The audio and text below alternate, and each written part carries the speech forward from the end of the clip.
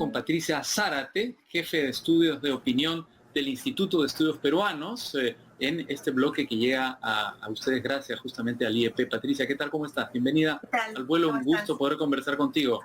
No, igual, para mí. Muchas gracias por la invitación. Vamos a revisar algunos de los cuadros que trae la última encuesta del IEP, una encuesta que ha generado muchísima polémica. ¿Ustedes esperaban la polémica que ha generado la encuesta cuando la publicaron? Yo suponía porque no bajaba Pedro Castillo, ¿no? Entonces no bajaba su aprobación. Además, la última encuesta de aprobación la hicimos en junio, ni siquiera el mes pasado, sino que no hicimos encuesta en julio. Entonces, esta es la encuesta que se compara. Quizás si hubiera habido una medición en julio, hubiera habido como que un tránsito, ¿no? Pero tampoco ha subido en términos estadísticos. Pero la gente no suele leer así las encuestas, no mira mucho esa parte. Yo sí, obviamente, sí. Pero sí, supuse que iba a tener algo de esto por el tema de la aprobación, pero también quizá porque añadimos una pregunta que era muy simple, ¿no? Solo preguntarle a la gente qué va a pasar qué cree que va a pasar si es que se adelantan las elecciones. Entonces, porque a mí me daba la impresión de que había esta apatía porque no ves algo claro al final del camino, o bueno, en el camino intermedio en todo caso, ¿no? Entonces, sí. No sé, tú miras la oposición y miras a quienes convocan en las calles, o sea, miras a los congresistas, por un lado, o miras a Jorge del Castillo y a Lourdes Flores, y hasta da miedo, ¿no? Entonces, por eso hicimos la pregunta, pero bueno, sí, parece que causó cierto revuelo. Sí. Ahora, ¿cuáles son las respuestas a esa pregunta, que es una pregunta tan importante, ¿no? Es decir, ¿qué pasará el día de mañana, el día después del apocalipsis? Claro, y 42% te dice que el país estaría mejor si se adelantaran las elecciones.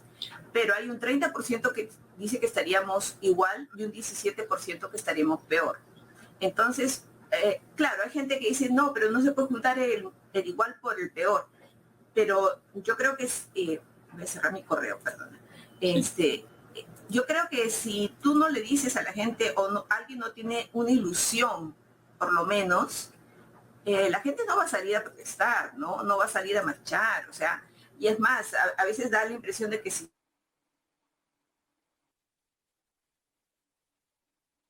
hemos tenido, me parece, un problema de conexión con Patricia Zárate. Sí, se ha cortado la comunicación con la jefa de estudios de opinión del Instituto de Estudios Peruanos. Vamos a ver si retomamos esa comunicación en cualquier momento. Se ha cortado del todo. Vamos a ver algunos de los cuadros que incluía, Patricio, si te parece, la encuesta, y vamos a comentarlos rápidamente.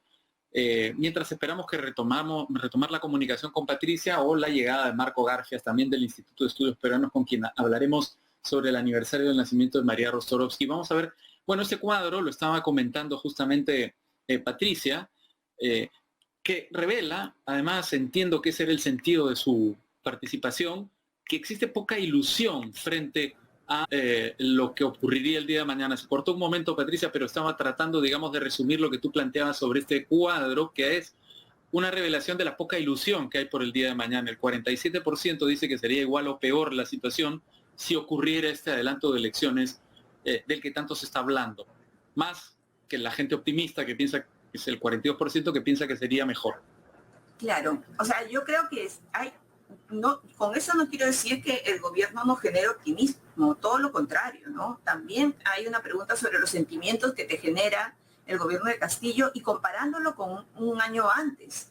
O sea, un año antes todavía había gente, un grupo de personas que se sentían identificadas con el presidente y que veían con esperanza este nuevo gobierno. Pero, ¿qué prima ahora? La incertidumbre, un poco el miedo y la cólera. Entonces, son sentimientos muy negativos en general los que van asociados con el presidente, entonces, o con el gobierno más bien, ¿no? Entonces, no es que, con esto no queremos decir que no notemos que es un gobierno que realmente se cae, no solamente por estos indicios de corrupción del propio presidente, creo que ahí se han concentrado muchos de los dardos contra la figura presidencial, sino que es lo que no estamos viendo en general como ciudadanos, pero quienes conocemos a gente que trabaja en el Estado o quienes vemos o tenemos que hacer algún trámite estatal, nos damos cuenta que internamente el Estado se está, no sé si desmoronando, pero sí mediocrizando. Se está frenando, ¿no? No, es horrible, porque ya con la pandemia generó una pereza estatal, ¿no? Sí. O sea, todo el mundo decía, la excusa siempre era, no se da clase a los niños por la pandemia. Francamente, sí. De verdad, un abuso frente a todo el aprendizaje de las niñas y los niños peruanos. Pero esa pereza se ha dado en todas las esferas, pero a esa pereza le añades gente mediocre. Entonces, yo estaba leyendo el otro día un libro de Carlos Contreras, que es sobre historia económica, que sacó el IEP, y yo veía también, esto decía, vamos a tener que reconstruir el país como que si hubiéramos pasado una guerra. Ya, terrible. Entonces, realmente esa perspectiva, ¿no? No, entonces, y eso es lo que no estamos viendo. Lo estamos viendo, nos estamos centrando en la figura presidencial, y el problema ahí, y yo no estoy hablando obviamente de tu programa ni de Nativa, de muchas buenas plataformas que hay, sino que la prensa en general se enfoca tanto en el presidente y desmerece muchas veces el trabajo que hacen sus propios periodistas, tan buenos, tan críticos como tiene que ser. La prensa tiene que ser crítica, no tiene que ser amiga de nadie.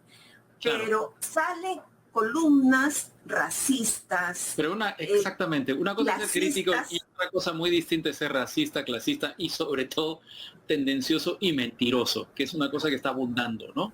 Entonces yo digo, ¿para qué estamos esforzándonos tanto si le están ayudando al presidente con ese tipo de salidas?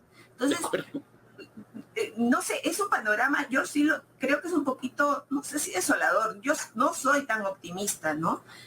No fui muy optimista con la marcha de noviembre de 2020 tampoco. Entonces, creo que estamos pagando ahora nuestra falta de adhesión democrática, ¿no? O sea, la gente creo que usa la democracia cuando le conviene. Si el enemigo, si el que está al frente, si es fujimorista, le vas con todo. Si es izquierda, le vas con todo dependiendo de tu ubicación ideológica. Y creo que eso nos está pasando una factura enorme. Una pregunta que me parece importante de metodología. Te lo pregunto porque hay críticas que aparecen por el hecho de que la encuesta sea telefónica. Entiendo que el teléfono es un método que ya, digamos, ha sido plenamente aceptado por todas las encuestadoras del mundo. Corrígeme si estoy equivocado, digo, un poco por la metodología que están empleando ustedes. Sí, o sea, es aceptado en todos sitios, se hace en todos sitios. Es más, Ipsos Global la utiliza o utiliza el Internet.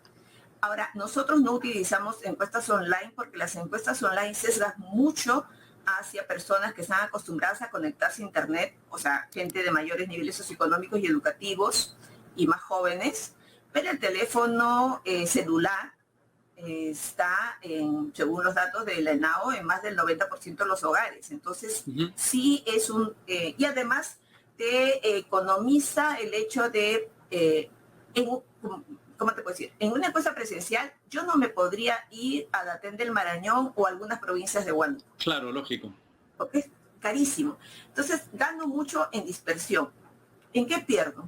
En que no puedo hacer una encuesta muy larga, en que tiene que ser bastante más simple, porque hay más personas que van a contestar la encuesta que no tienen esa costumbre de estar viendo. Hay gente que nos ha sido nuestros encuestados. Más del 95% te dice que nunca lo han encuestado.